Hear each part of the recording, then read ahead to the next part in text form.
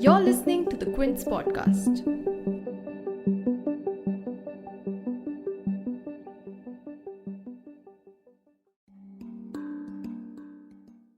A border dispute between Assam and Mizoram resulted in the deaths of 5 Assam police personnel and a civilian on 26 July. Even though both the states are ruled by the Bharatiya Janata Party and its NDA ally, the Mizo National Front, the dispute seems to have blown up with chief ministers of both states engaging in a Twitter spat, exchanging allegations, and even seeking Union Home Minister Amit Shah's intervention into the matter. But the border dispute has a much longer history beyond the recent incident. Border clashes between the two states have occurred before as well, in the years 1968, 1979, 1985, and most recently in 2018 as well, where nearly 50 persons were injured in actions taken by Assam Police. But what exactly is the dispute about? What events led to the clashes on 26 July? And why are BJP allies in the region disputing so publicly? To discuss all this for today's episode, we spoke to editor of EastMojo, Karma Paljor, and senior journalist Rajeev Bhattacharyya. You're tuned in to The Big Story, the podcast where we dissect the headline making news for you, and I'm your host, Himmat.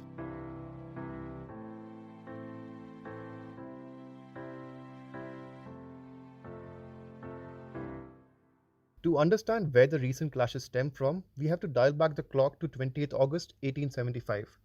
A demarcation notification by the British carved out Mizoram or Lishe Hills, as it was then known, from the Kachar Plains in Assam. According to an Indian Express report, this demarcation was carried forward after speaking to the Mizo chiefs. This border was also a result of the Bengal Eastern Frontier Regulation or BEFR Act of 1873, and it also then became the base for the Inner Line Permit, which allows an Indian citizen into protected land for a short duration. Then in 1933, the British conducted demarcations again, this time based on culture and tribal lines. This led to new boundaries being set up and demarcating Lishay Hills, Kachar Plains, and the state of Manipur. However, this demarcation also led to the transfer of some areas of Lishay Hills into Manipur, which the Mizo chiefs did not accept since they were not consulted this time around. And this is where the dispute begins. Mizoram rejected the 1933 border and Assam has backed it. In 1972, when Mizoram became a UT, it was based on the 1933 demarcation. And then when it became a state in 1987, Mizoram appealed again, stating that Assam has occupied the land. The border dispute has since led to several violent clashes between the two states, but in 2019, the two states agreed to maintain a status quo and establish the disputed area as a no man's land. However, that status quo was forgotten when in October 2020, clashes occurred again between the states, leading to the blockade of National Highway 306, which acts as a lifeline to Mizoram. Senior journalist Karma Paljor breaks down the complexity of the dispute and why it has carried out till the present. So we have to understand that Northeast is a very complex region. While the rest of India would like to paint the entire Northeast with a singular brush, it is not so simple because there are so many subtexts to the politics of Northeast, and it's very complex. It is state against state, it is one tribe against the other, and mostly it has also been about the outsider. Whoever comes to the Northeast, settles down, does business, does face certain challenges because you're always looked at with a different lens. Number one, and this I say not just of people outside coming from the Northeast, but also within the Northeast. People moving, working within the Northeast. So it's a very complex region. Let us understand the Mizos now. Uh, Mizos are a very close knit society. They're very united, they work well together, and this is a society which has seen conflict. Perhaps one of the only people of India who were bombed by their own air force, during the armed insurgency that was there during the state. So the people can spark. There'll be a fire with the tiniest of sparks. And again, I go back to how close knit and strong the Mizo community is. They back each other. And that show of strength has been highlighted in this particular conflict as well with Assam. And this is not new. We at East Mojo have been reporting this issue for a long time. And I think there was a clash in July 2020, then there was another one, and it started simmering around October.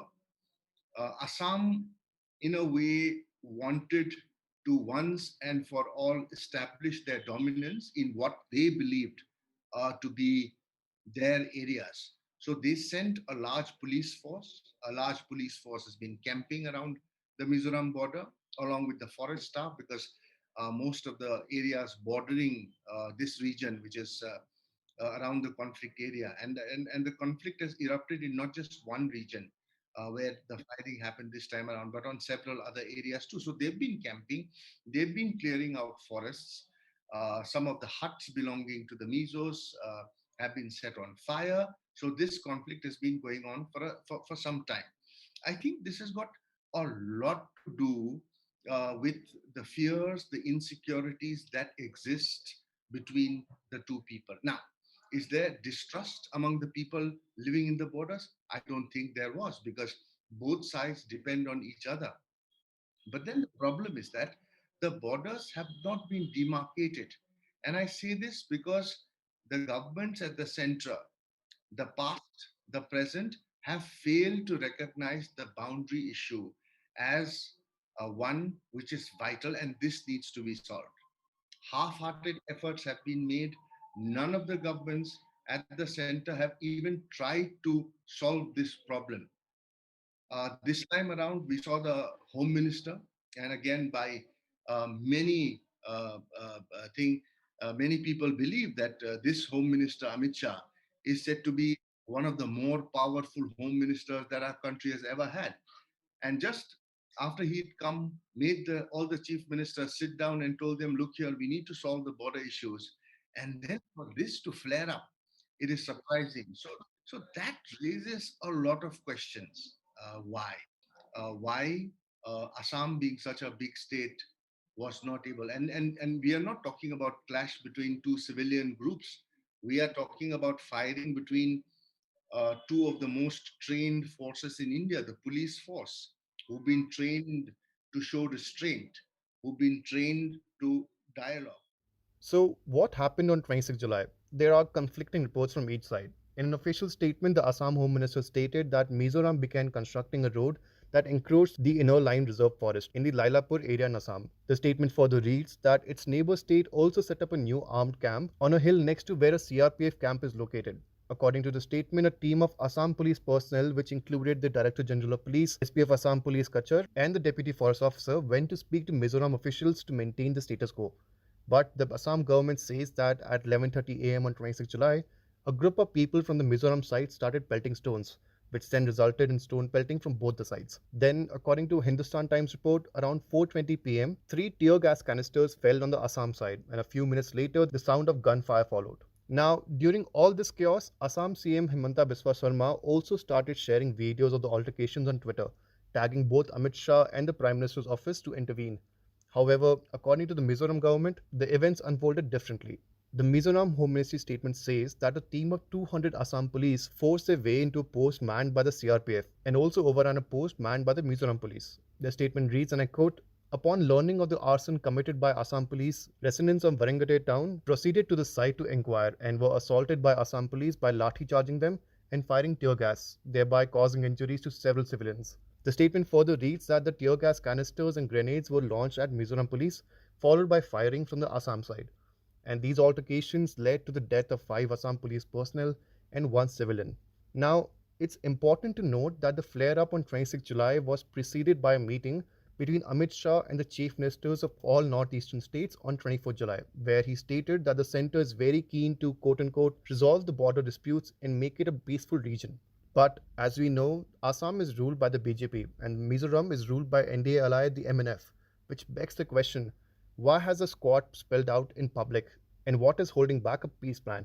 According to senior journalist Rajeev Bhattacharyya, the lack of forward planning is holding back governments to resolve the issue. Not only the border disputes, there are many serious issues in the northeast and in the rest of the country which have not been resolved. You need to see this.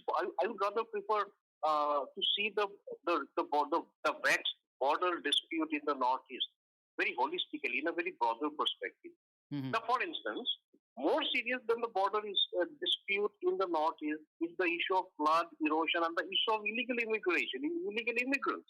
Nothing has been resolved. Now you can ask me why. The reason is that there is a culture of status quo. Nothing moves in the country until and unless there is a crisis. In this country, there is no long-term plan in anything except winning elections, which I have been regularly, very frequently saying this. There is no long-term plan, and it is high time the Home Ministry gives up this attitude.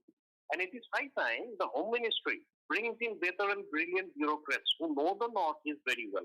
Because the Northeast, as you know, there are 8 states. No 2 states are similar. It is the most complex region in the country with over 200 languages. So in this country, nothing moves until there is a crisis. So there is as a result, there is a culture of status quo. Now that there is a crisis, I am sure the Home Ministry would start looking for ways and means to resolve the crisis. So this is the main reason. There is no plan in anything. There is no long-term planning in anything. On the day of the clashes, Amit Shah reportedly spoke with the CMs of both the states to dial down the tensions. He also called the chief secretaries and the DG of police of both the states to Delhi to take stock of the ground realities of the border dispute. However, after the intervention of the Home Ministry, a day later on 27 July, Assam CM Sarma stated that his government will deploy 4,000 commandos along the 165-kilometer long boundary with Mizoram and will also move the Supreme Court to ensure that, quote-unquote, not an inch of reserve forest is encroached upon. But Mizoram is not alone when it comes to boundary disputes with Assam. On the list are Nagaland, Arunachal Pradesh and Meghalaya. Coincidentally, Assam also had a small altercation with Meghalaya on 26 July as well. Now, border disputes are not uncommon in India. According to a parliamentary report, there are currently 7 border disputes, including the 4 we mentioned, between the states and India. The other 3 disputes are between Haryana and Himachal Pradesh, Ladakh and Himachal Pradesh, and Maharashtra and Karnataka. But what role does the centre have to play in addressing these border issues? Or do states need to cooperate between themselves to reach a peaceful resolution? According to Karma Paljor, in the case of Assam and Mizoram, the only solution to the dispute lies with the centre, which needs to bring the 2 states and all the concerned parties together. So the Assam government has said that they want to go to the apex court. But if it does go to the apex court, then you and I know that it is going to take a long time. The boundary dispute with Nagaland and Assam, I think it was in the 1980s, saw a similar flare-up where 40, I think, if I'm not mistaken, civilians were killed. Around 25,000 villagers were displaced.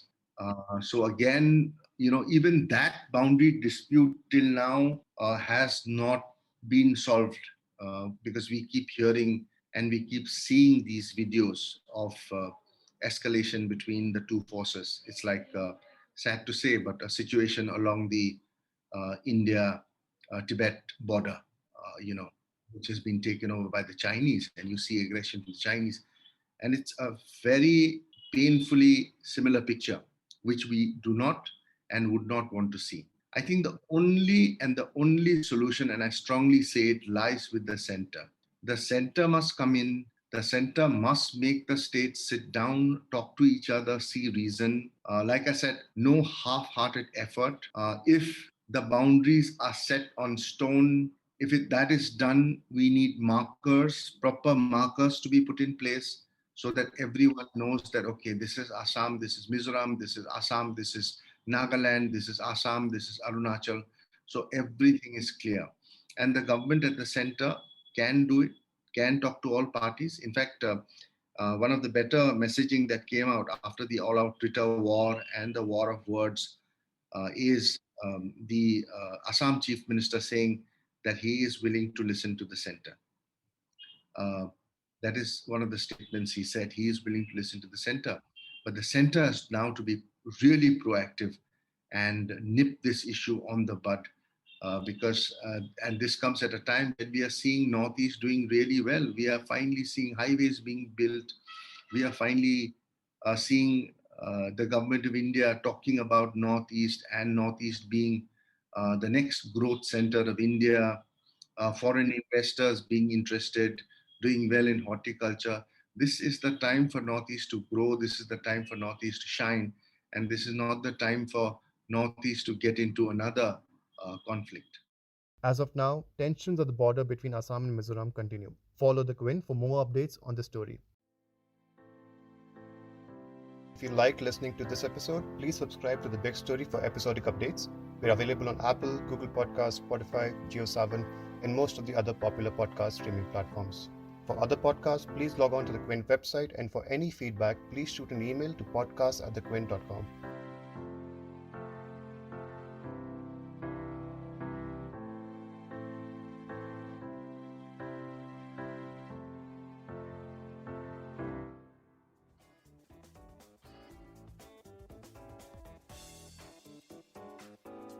Thanks for listening. Log on to the Quint's website and check out our other podcasts.